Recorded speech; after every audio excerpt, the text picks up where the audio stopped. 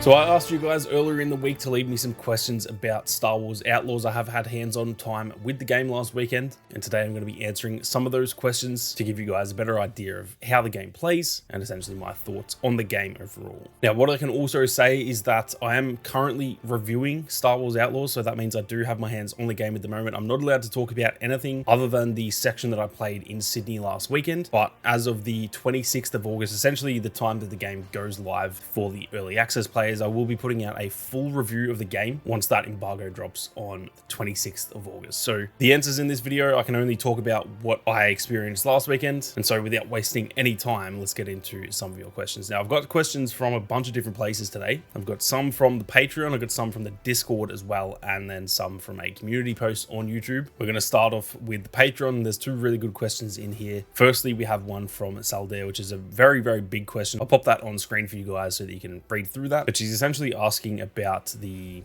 travel and how it works in the game, because as she mentioned, Ubisoft do have a few different ways of doing it, but they do tend to like to go with a sort of ship traversal mechanic, which they've done in Assassin's Creed, and obviously with us having a ship in Star Wars Outlaws, that is the perfect way to do it. Now, what I can confirm is that there is, like, we've seen plenty of gameplay of obviously you can go from ground to space and then travel through hyperspace to a different planet, and then from orbit of that planet you can go land on whatever that planet may be. It's a very sneaky way of putting, I guess, loading screens in there, so it feels seamless to us pretty much. It doesn't look like there is any real like cutscene element to it, but it is a loading screen, so you don't have full control of the ship at all times. It's kind of that nice middle ground between seamless travel but also having loading screens, because seamless travel means there is a lot more, I guess, performance issues that can happen with that. They've got to load so much content at the same time, whereas having the loading screens means they can sort of segregate it, and it means the game's going to perform better. So that's pretty much how that works. There is also, from what I could tell,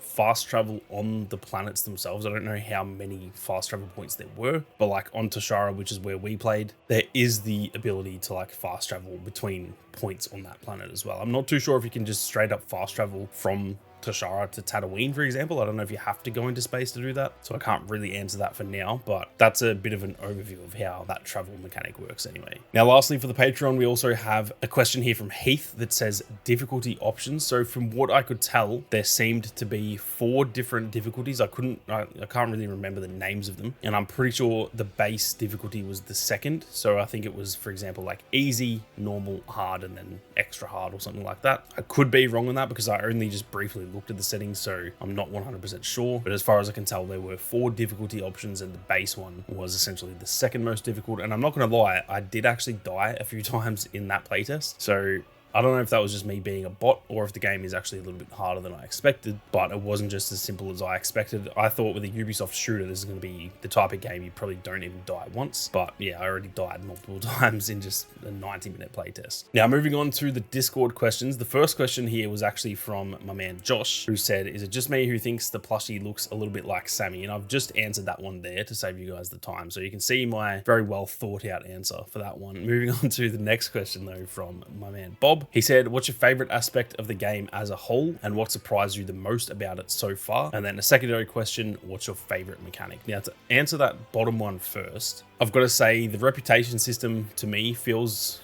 at least this far, like it will be my favorite mechanic. It's going to be very fun trying to balance out having a good reputation with the syndicates that you want. For example, I want to have a good reputation with the Hutt cartel just because I think Jabba the Hutt is awesome, but I also really like Crimson Dawn and I want to meet Kira, so it's going to be interesting to see if you can balance that out and be sort of in the good books with multiple at once. I don't think you're going to be able to be friends with all of them at the same time. It feels like in order to, gain a positive reputation with one, sometimes you're going to have to backstab the other ones. They're going to find out about that and your reputation will drop. So that to me is easily my favorite mechanic so far, and I'm very keen to see how that actually works out. Now, in terms of my favorite aspect of the game as a whole, from what I could tell, it felt very Star Warsy, just arriving on Miragana, which the gameplay in the background is pretty much the section we got to play. Keep in mind, this isn't my gameplay, but it's just from the same part of the game that we got to play. And arriving on Miragana, it was very immersive. It felt very alive. The city had so many people in it. It was very like dark and gritty. It didn't feel like some, just not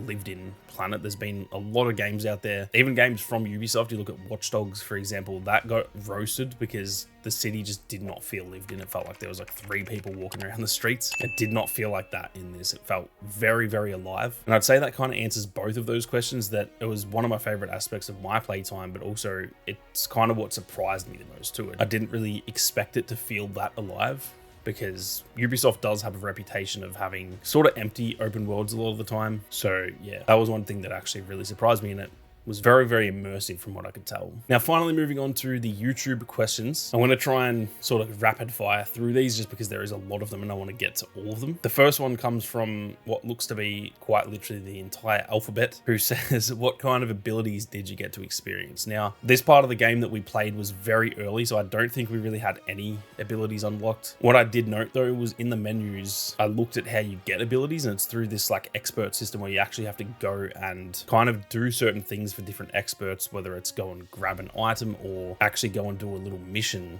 in order to unlock these abilities. So it's not just as simple as like you level up and get skill points and you just spend them. It's a little bit more in depth. You kind of have to like learn how to do these abilities, which I thought was pretty cool. So yeah, not the best answer there because I didn't really get to experience that many abilities, but it seems like the whole abilities mechanic is going to be pretty awesome. Now, Michael says, who will this game please or excite the most? He says, to explain, Battlefront games suit multiplayer gamers, Squadrons suit flying or pilot gamers, the Jedi games suit single player story and exploration gamers. Which gamers do you think Outlaws will suit? That's a very good question. I think almost the same group of people that like the Jedi games should potentially end up liking this game as well. It is, of course, a little bit different because that game had like a really in-depth, very solid combat, and it's obviously a bit different using a lightsaber compared to a blaster, as well as the fact that I will say the combat in this game, it's not bad by any means, but it's just very basic. It's just kind of like a very stock standard blaster gameplay, for example. So I think if you're looking for really, really good combat, a lot of people have fallen in love over the years with like Souls-like combat, which the Jedi games sort of had a little bit. And so players who are looking for that, a really difficult game with, you know, deep combat,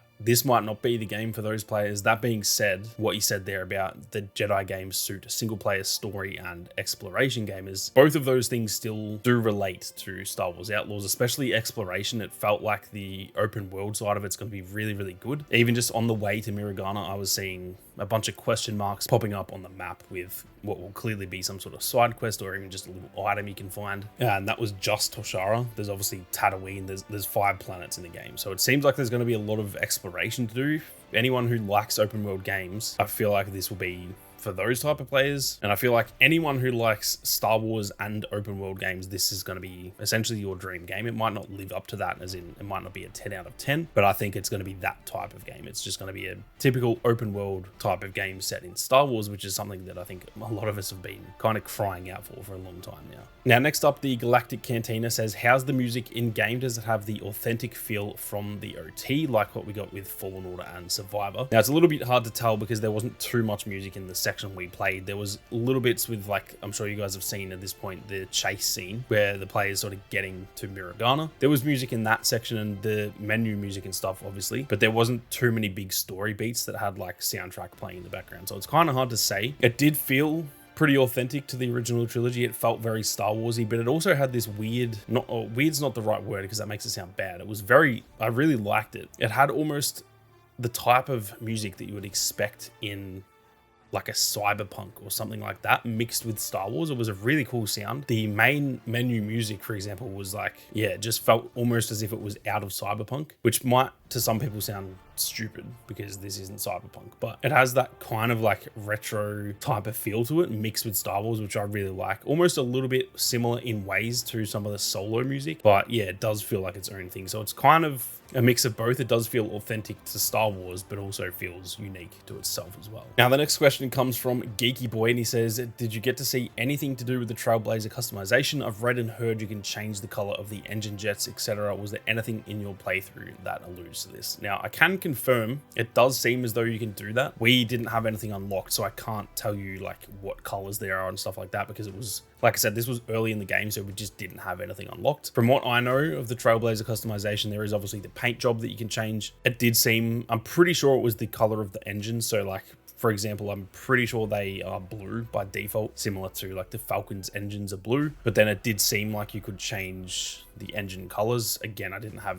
them unlocked. So take that with a grain of salt, but I'm pretty sure that's what that was. And there was one other thing, but I can't remember what that was. So there is a little bit of customization. It's not anything in depth from what I could tell. It's not like you can change like heaps and heaps of stuff. I'm pretty sure there's also upgrades though, so that might also come into the customization. But yeah, what you touched on about the engine jets, I'm pretty sure that was something you can change, which is pretty cool. Now we have 2 questions here from Michael. He says, firstly, is the pistol the only weapon you can carry? And then secondly, can I gamble all my credits at once? Also, what can I buy with credits? Now, the first question, yes, unfortunately, the pistol is the only weapon that you can carry, but that's the only weapon you can carry at all times. You can pick up other blasters, so if you kill an enemy, not all of them drop them, but I would say it felt like 1 in every 3 people that you killed. For example, if you're shooting stormtroopers, every like kind of 3rd one that you kill, they'll drop their blaster, and you can pick them up. You can only use them for a limited time, and then they kind of like overheat and you have to throw them away, but they felt very good, which is kind of why I think they've done that. Now, honestly, I'm a little bit disappointed with that. That's probably one of my only gripes with the game so far, is that we just have 1 blaster, even though you can change the blaster a fair bit from what I can tell. But I would love to be able to actually go out and like find new blasters and, you know, even buy them from vendors and stuff. And unfortunately, that's not the case. The only one you can always have on you is Kay's blaster. And then other than that, like I said, you can pick up, there were like multiple different types. There was not just one type. There was like snipers and sort of assault rifle type blasters. But like I said, you can only kind of pick them up in certain locations, and then yeah, you can't just use them forever, unfortunately. As for the second question, yes, from what I can tell, you can gamble all your credits at once, because I actually did that, and then